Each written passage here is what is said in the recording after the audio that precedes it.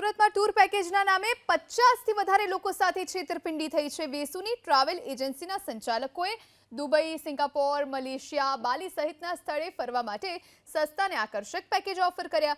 ઉનાળુ વેકેશન નજીક આવતું હોવાથી અંદાજે 50થી વધારે લોકોએ બુકિંગ કરાવ્યું, પરંતુ ટ્રાવેલ સંચાલક ઓફિસ બંધ કરી ફરાર થઈ ગયો, જેથી ભોગ બનનાર લોકોએ સુરત પોલીસ કમિશનરને લેખિતમાં અરજી કરી। કેટલાક ભોગ બનનાર લોકોએ સોશિયલ મીડિયા પર વિડીયો પોસ્ટ કરી અભિયાન શરૂ કર્યું।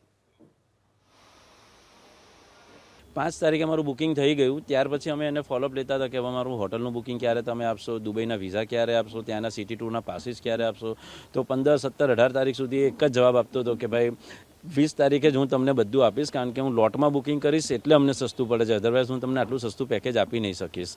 તો જ્યારે 18, 19 તારીખે ફરીથી ફોલોઅપ લેવાનું ચાલુ કર્યું તો એને વોટ્સઅપ પર જસ્ટ મેસેજ આપતો હતો, પણ ફોનના રિપ્લાય ફોન ઉપાડતો નહોતો। અને 19 તારીખથી 11 કે સવારે 12 વાગ્યેથી એને ફોન ઉપાડવાનું જ બંધ કરી દીધેલું હતું।